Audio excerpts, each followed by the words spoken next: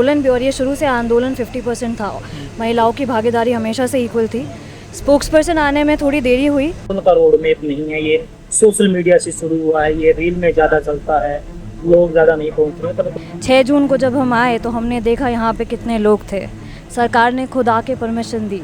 एक डर था कि कितना आक्रोश है। तो सोनम वांगचुक जी का इस मूवमेंट से जुड़ना यही दर्शाता है कि ये इस मूवमेंट में ऑथेंटिसिटी है कि ये एक लोगों से जुड़ा हुआ एक पीपल्स मूवमेंट है। जो भी मार्च है, जो भी प्रोटेस्ट है यहाँ पे, वो पीसफुली होगा, क्योंकि इंडिया गांधी की कंट्री है।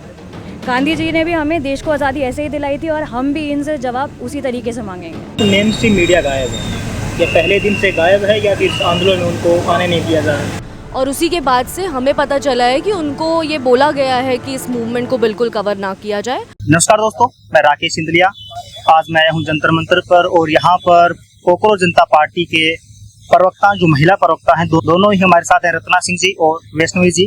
उनसे हम बातचीत करेंगे इस आंदोलन को लेकर। तो सबसे पहले तो आपका बहुत बहुत स्वागत कि आपने इतना समय निकाला। Thank you sir. तो मेरा पहला सवाल ये रहेगा कि हर आंदोलन में ये होता है कि सिर्फ आंदोलन महिलाओं का नहीं, पुरुषों का है। तो सबसे अच्छी बात तो ये है कि आपको भी इस आंदोलन में पूरा स्पेस दिया है। इसको लेकर आप क्या सोचते हैं, क्योंकि आपको महिला प्रवक्ता के तौर पर चुना गया है? नहीं, ये बात सच है कि कोई भी आंदोलन, जैसे पब्लिक लाइफ भी आदमी और औरत दोनों 50% है, तो वैसे आंदोलन भी, और ये शुरू से आंदोलन 50% था। महिलाओं की भागीदारी हमेशा से इक्वल थी। स्पोक्स पर्सन आने में थोड़ी देरी हुई, क्योंकि हमारे यहाँ आधी 50% महिलाएं तो हैं, लेकिन इंडिया में उन्हें थ्रेट, पॉलिटिकल स्पेशली, उतना ही ज़्यादा होता है। हम आपसे जानना चाहेंगे कि इस आंदोलन को लेकर तो सोशल मीडिया से एक आवाज़ उठी कोकरोच जनता पार्टी के रूप में, तो वो जमीनी स्तर पर आई है। तो इसका क्या उद्देश्य है, और इस आंदोलन से अब तक आपने क्या हासिल किया है? मुझे लगता है कि ऑनलाइन जो मूवमेंट चला है उसके बाद जो ये प्रोटेस्ट शुरू हुआ है, और 1 महीने से ज़्यादा हो गया है। पहला हमने 6 जून को करा था, उसके बाद से सिट इन प्रोटेस्ट चल रहा है 20 जून से, उसके बाद 28 जून से Sonam Wangchuk sir hunger strike पे हैं। तो मुझे लग रहा है कि जो ये 1 महीने तक लंबा चला है, उससे आप जान सकते हैं कि लोगों के अंदर कितना आक्रोश है ये जो सरकार है उसको लेकर। लोग चाहते हैं कि जो एजुकेशन का सिस्टम है उसमें सुधार आए, और यही रीज़न है कि लोग यहाँ पे जुड़े हैं। तो इससे एक होप दिखती है, इससे दिखता है कि लोग चाहते हैं कि चेंज आए। लोग ये नहीं चाहते कि हम बस सोशल मीडिया पे बैठ के ऑनलाइन सारी चीज़ें कर रहे हैं। एक सटायर के फॉर्म में ये आया था, उसके बाद जो इसने ये रूप लिया है, इससे पता चल रहा है कि सबकी भागीदारी है, सब चेंज देखना चाहते हैं। एक आरोप जो इस आंदोलन के विरोधी है वो लगाती है कि इस आंदोलन का रोड मैप नहीं है, ये सोशल मीडिया से शुरू हुआ है, ये रील में ज़्यादा चलता है, लोग ज़्यादा नहीं पहुँच रहे। परंतु हकीकत इसके कुछ उलट है। इस पर आप क्या कहेंगे? आप बोलेंगे? मुझे लगता है ये गलत है, और ये आरोप पहले से लगा है जब से वो पेज बना था कि 22 मिलियन लोगों ने फॉलो कर लिया।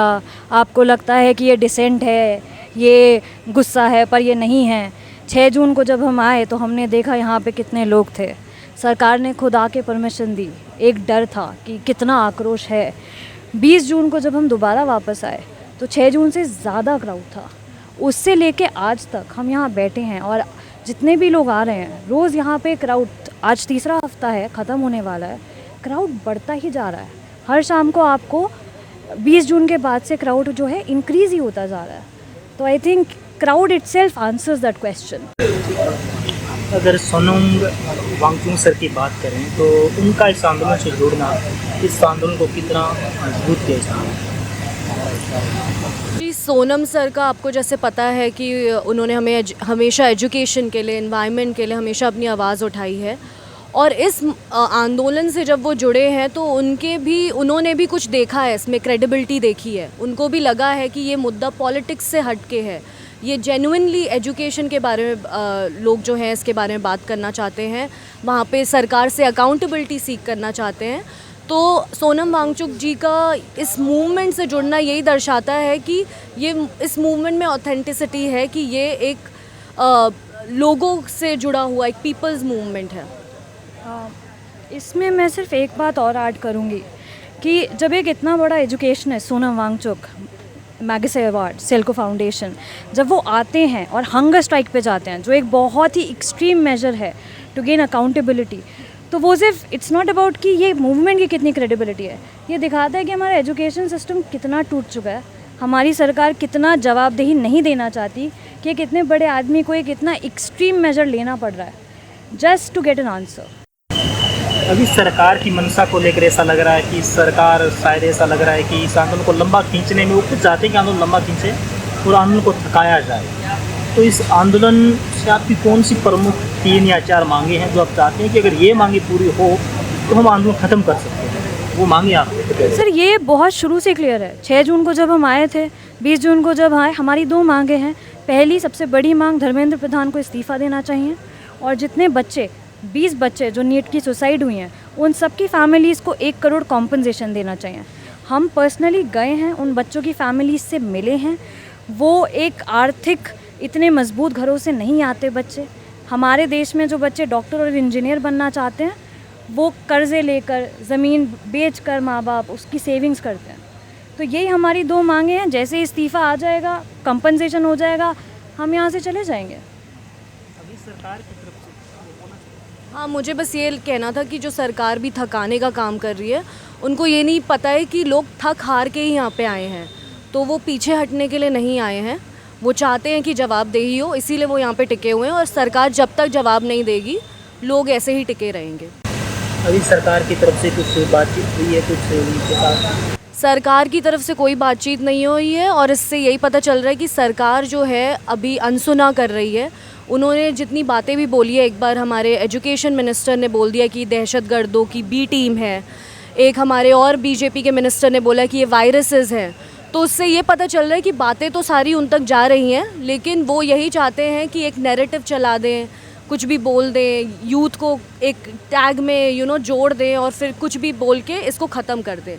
तो सरकार जो ये जवाब नहीं दे रहा है, उनको ये नहीं समझ में आ रहा है कि लोग उनसे ज़्यादा इस चीज़ों में आगे जा चुके हैं। उनको समझ में आता है कि वो अपनी पॉलिटिक्स कैसे खेल रहे हैं। अभी सरकार को ये लग रहा है कि एक जगह आंदोलन चल रहा है, कोई दिक्कत नहीं है। अगर ये मांगे आपकी आगे भी जारी रहती है तो इस आंदोलन को आगे किस तरीके से ले जाने की आपकी कोशिश रहेगी? क्योंकि शांतिपूर्ण जैसे आंदोलन चल रहा है तो सरकार को लग रहा है कि चलने दो, में कुछ फ़र्क नहीं पड़ रहा है। इससे आगे का आपका क्या रोड उम्मीद रहने वाला है आंदोलन का? नहीं सर, हमने जैसे अभी कल सोनम जी ने भी वीडियो डाली है कि मानसून सेशन का पहला मानसून पार्लियामेंट सेशन का पहला दिन है 20 जुलाई। उस दिन हम चाहते हैं ये डिमांड पार्लियामेंट में आए, हमारे एमपीज़ पूछें, ऑपोजिशन पार्टीज़, बीजेपी पार्टी, हर पार्टी एक्चुअली जाके पूछे कि क्यों नहीं इस्तीफ़ा लिया जा रहा। उसके लिए हम पीसफुली ही मार्च करेंगे। जो भी मार्च है, जो भी प्रोटेस्ट है यहाँ पे, वो पीसफुली ही होगा, क्योंकि इंडिया गांधी की कंट्री है। गांधी जी ने भी हमें देश को आज़ादी ऐसे ही दिलाई थी और हम भी इनसे जवाब उसी तरीके से मांगेंगे। मुझे बस इसमें ये ऐड करना है कि ऐसा क्यों सोचा जाता है कि आपको प्रोटेस्ट में थोड़ा वायलेंस दिखाना होगा, थोड़ा एग्रेशन दिखाना है। लोग जो अपने घरों में रह रहे हैं, क्या वो एक जगह पे इकट्ठे होके पीसफुली किसी चीज़ से अगर उनको परेशानी हो रही है, क्या इस सरकार को जिसको वो इलेक्ट करके वहाँ पे पहुँचाती है, उनसे जवाब नहीं मांग सकती? क्या ये मतलब आपको ऐसा क्यों एक माहौल बनाना है जहाँ पे लोगों को जेल में डाला जाए या लोगों को मारा जाए, पुलिस के द्वारा फोर्स यूज़ करा जाए? एक ये जो प्रोटेस्ट है, ये एक और साइन दिखाता है कि लोग शांतिपूर्वक भी अपने डिमांड्स को आगे रख सकते हैं। अभी जैसा हम देख रहे हैं कि तमाम यूट्यूबर आ रही हैं, वो इस आंदोलन को दिखा रही हैं, लोगों तक पहुंचा रही हैं, परंतु मेन स्ट्रीम मीडिया गायब है। या पहले दिन से गायब है या फिर इस आंदोलन में उनको आने नहीं दिया जा रहा? सो मेन स्ट्रीम मीडिया पहले दिन तो आई थी, उन्होंने कवर भी करा है और उसका इम्पैक्ट भी दिखा है। और उसी के बाद से हमें पता चला है कि उनको ये बोला गया है कि इस मूवमेंट को बिल्कुल कवर ना किया जाए। आप देखेंगे मेन स्ट्रीम मीडिया वाले आते भी हैं यहाँ पे, लेकिन कुछ भी उनके चैनल पे दिखाया नहीं जाता। तो अब वो किसके लिए आ रहे हैं, यहाँ से रिकॉर्डिंग करके जा रहे हैं, वो आप भी समझदार हैं समझने के लिए। और मीडिया कवर नहीं कर रही। आई थिंक इस पूरे मूवमेंट को चलाने वाले इंडिपेंडेंट मीडिया हाउसेज़ हैं, इंडिपेंडेंट यूट्यूबर्स हैं, इंडिपेंडेंट लोग हैं जो यहाँ का एक एक डिटेल जो है वो अपने अकाउंट में डालते हैं। और आई थिंक उनका भी इस मूवमेंट में उतना ही बड़ा योगदान है जितना इनिशियल लोगों ने स्टार्ट करा था। और हमने देख लिया है पिछले 4-5 साल में सबसे ज़्यादा कि मेन स्ट्रीम मीडिया अब एक ऑल्टरनेटिव मीडिया स्टार्ट हो चुका है जो सच सामने लेकर आता है। मीडिया का तो ये है कि वो सरकार, सवाल और सरकार के बीच में एक दीवार है। अगर आप सरकार से सवाल करेंगे तो वो कह देंगे कि ये सवाल गलत कर रहे हैं, इनकी मंशा अलग है। इसीलिए शायद हमने देखा है किसान आंदोलन शाहीन बाग वो आपने देखा है। ऐड भी चाहिए होते हैं सर। हाँ, अब एक और आरोप, एक भी नहीं है मीडिया पर आरोप तो आपको पता ही लग ही रहे हैं कि यहाँ पर जो फंडिंग हो रही है वो अन्य दलों से हो रही है। ये आंदोलन पूरा का पूरा मतलब जो अन्य पार्टी विपक्षी पार्टी हैं उनका आंदोलन है, इसलिए शायद वो कवर करने नहीं आ रहे हैं। फंडिंग तो मुझे ये लगता है जो ये एलिगेशन लगा रहे हैं, आपके पास सबूत क्या है? अगर आपको इतना ही कॉन्फिडेंस है कि यहाँ पे फंडिंग हो रही है, दूसरी पार्टियाँ सपोर्ट कर रही हैं, तो ये एक एलिगेशन लगाने के लिए तो हम भी कुछ भी बोल दें यहाँ पे बैठ के। लेकिन जब तक आप कुछ प्रूफ लाके नहीं दे रहे हैं, जब तक आप एविडेंस नहीं दे रहे हैं कि ऐसा कुछ हो रहा है, तब तक ये सारी बेबुनियाद बातें हैं। तो और मीडिया कवर करने नहीं आ रही है, उससे ये आपको ही पता है कि मीडिया जो मेन स्ट्रीम है वो बिक चुकी है। तो यहाँ पे कुछ भी कवरिंग नहीं होना, उसका फंडिंग से लेना कुछ भी नहीं है। उसका यही है कि वो सरकार के आदेशों के तले दबे हुए हैं। और जितना मैंने पढ़ा है, एक मीडिया का रोल होता है कि सिर्फ सरकार को कवर करना नहीं, उनसे ये पूछना नहीं कि आप आम कैसे खाते हैं, आपने कितना बढ़िया एथेनॉल का पॉलिसी चलाया। एक मीडिया का रिस्पॉन्सिबिलिटी ऑपोजिशन को, विपक्ष को कवर करना भी होता है कि विपक्ष क्या सवाल उठा रहा है, चाहे वो विपक्ष संसद में बैठा हो, चाहे वो विपक्ष जंतर मंतर पे अभी युवाओं के रूप में बैठा हो। अगर सरकार नहीं झुक रही है तो आगे की इस आंदोलन की क्या रणनीति रहेगी या आगे किस तरीके से सरकार से अपनी मांगें मंगवाएगी? सर ये आई थिंक हम कवर कर चुके हैं थोड़ा बहुत, इन द सेंस कि 20 मार्च को हम जाएंगे संसद में, अपनी डिमांड रखेंगे। उसके बाद भी हम बार बार अपनी डिमांड रखेंगे। एक तो आई थिंक बहुत लोग कह रहे हैं कि धर्मेंद्र प्रधान का रेजिग्नेशन क्यों, क्योंकि हमें अकाउंटेबिलिटी चाहिए। लेकिन जब से हम यहाँ पे बैठे हैं 20 जून से, तब से हमारे यहाँ पे रोज़ बच्चे आ रहे हैं, उनकी माएँ आ रहे हैं, उनके माँ बाप आ रहे हैं, रिश्तेदार आ रहे हैं।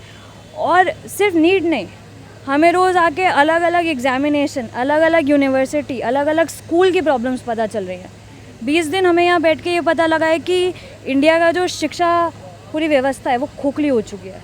तो आई थिंक लॉन्ग टर्म में ऑफ कोर्स हम, ये 1 महीने की मूवमेंट है तो हम इतना लॉन्ग, हमें पहले अकाउंटेबिलिटी चाहिए, उसके बाद हम सबसे बात करके एक ब्रॉडर रिफॉर्म्स लाना चाहेंगे।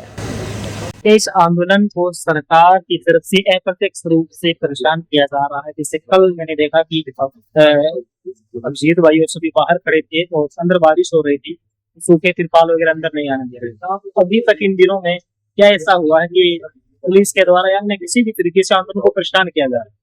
देखिए, राइट टू प्रोटेस्ट जो इस देश में है वो एक फंडामेंटल राइट है, लेकिन अभी उसमें भी इतने सारे रेस्ट्रिक्शंस डाल दिए गए हैं। डे 1 से जब हम पुलिस से परमिशन लेने भी आए हैं तो उन्होंने हर चीज़ के लिए पहले मना ही करा है, और आज तक वो हर चीज़ के लिए पहले मना ही करते हैं। मुझे लगता है वो ह्यूमैनिटेरियन ग्राउंड को हटाते हैं साइड में और रूल्स को पहले फॉलो करते हैं। तो मुझे लगता है ये जो पहले पूरा रूल बना हुआ है राइट टू प्रोटेस्ट के अगेंस्ट, जिसमें सुप्रीम कोर्ट ने भी गाइडलाइंस पास करी हुई हैं, आई थिंक सुप्रीम कोर्ट को भी उन गाइडलाइंस को रिव्यू करना चाहिए। और ऐसा ज़रूरी नहीं है कि बारिश के समय पे प्रोटेस्ट नहीं होगा। बारिश के समय पे अगर हो रहा है तो पुलिस को ये गाइडलाइन दी गई है कि वो मेक श्योर करें कि लॉ एंड ऑर्डर ख़राब नहीं हो रहा, और जो लोग प्रोटेस्ट कर रहे हैं उनको कोई दिक्कत नहीं आ रही, कोई बाधा नहीं आ रही। लेकिन यहाँ पे आप देख रहे हैं कि पुलिस ही कहीं ना कहीं बाधाएं अपने आप ही उजागर कर रही हैं यहाँ पे। तो सरकार भले ही डायरेक्टली नहीं यहाँ पे कुछ कर रहा है, लेकिन इनडायरेक्टली स्टेट का कंट्रोल आप देख पा रहे हैं।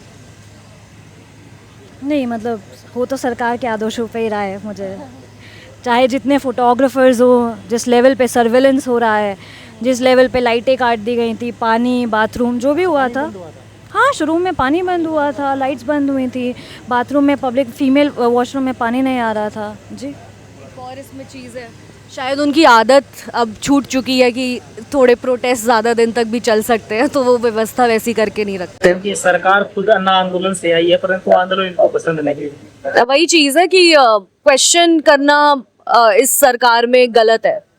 जो क्वेश्चन करता है उसके अगेंस्ट केस कर दिया जाता है। तो डरा के रखने का जो एक सिस्टम चलता आ रहा है, मुझे लगता है कि वो चीज़ें भी थोड़ी हटनी चाहिए, क्योंकि अगर हम ही सरकार से क्वेश्चन नहीं कर पा रहे हैं तो फिर तो कोई फ़ायदा ही नहीं है। डेमोक्रेसी बोल ही नहीं सकते फिर हम इस देश को। तो ये थे हमारे साथ सीजेपी की महिला प्रवक्ता। देश की आधी आबादी अपना हक मांगती है, तो आंदोलन में भी इस तरीके से महिलाओं ने भी बढ़ चढ़ के हिस्सा लिया है, और सीजेपी ने भी अपने 7 प्रवक्ताओं में महिलाओं को भी प्रवक्ता बनाया है। वो देश की आबादी को जोड़ने की कोशिश की है कि आइए हमारे साथ। मंच भी शेयर किया है। आज भी हमने देखा था कि मंच पर महिलाओं को, माताओं को, बहनों को बुलाया गया था। उनकी बात और उनकी जो आवाज़ है वो मंच से जनता तक जाए, ये भी ये आंदोलन सुनिश्चित कर रहा है। तो उन्होंने अपनी मांगे रखी और अपनी कीमती समय हमारे लिए निकाला। इसके लिए आपका बहुत बहुत धन्यवाद। Thank you.